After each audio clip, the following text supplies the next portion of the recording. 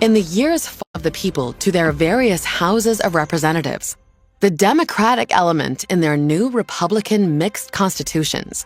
This more or less followed the English constitution of King, Lords, and Commons, which balanced the social orders of monarchy, aristocracy, and democracy made famous by the ancient Greeks. In the new American constitutions, these social orders corresponded to the governors, the senates, and the houses of representatives. In the years following the Declaration of Independence, the legislatures in the 13 new independent states, especially the Democratic part, began abusing their enormous powers. This created a crisis of excesses of democracy in the states. The difficulty of dealing with this led to the Constitutional Convention of 1787, which framed an entirely new, powerful, and elevated federal government designed to limit the states.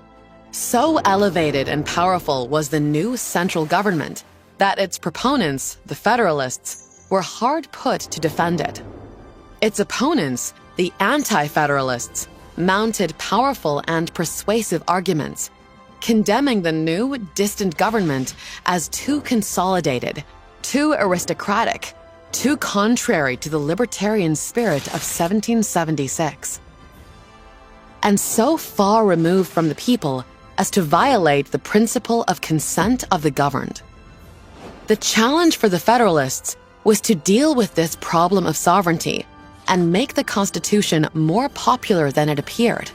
In response, they located sovereignty in the people at large and exploited the idea of actual representation that the colonists had used in the imperial debate with Britain, especially the assumption that election was the criterion of representation. In the process, they transformed the Americans' thinking about the nature of their governments.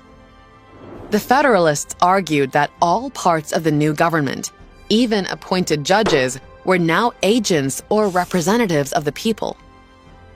Although the new federal government outwardly resembled the traditional mixed government of the English Constitution, in fact, said James Wilson, all authority of every kind is derived by representation from the people, and the democratic principle is carried into every part of the government.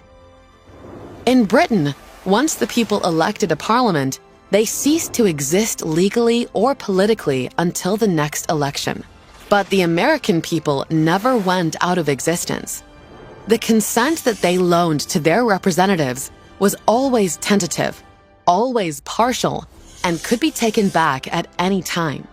In effect, the governed had become the governors, and the traditional idea of the consent of the governed was broadened into something called public opinion.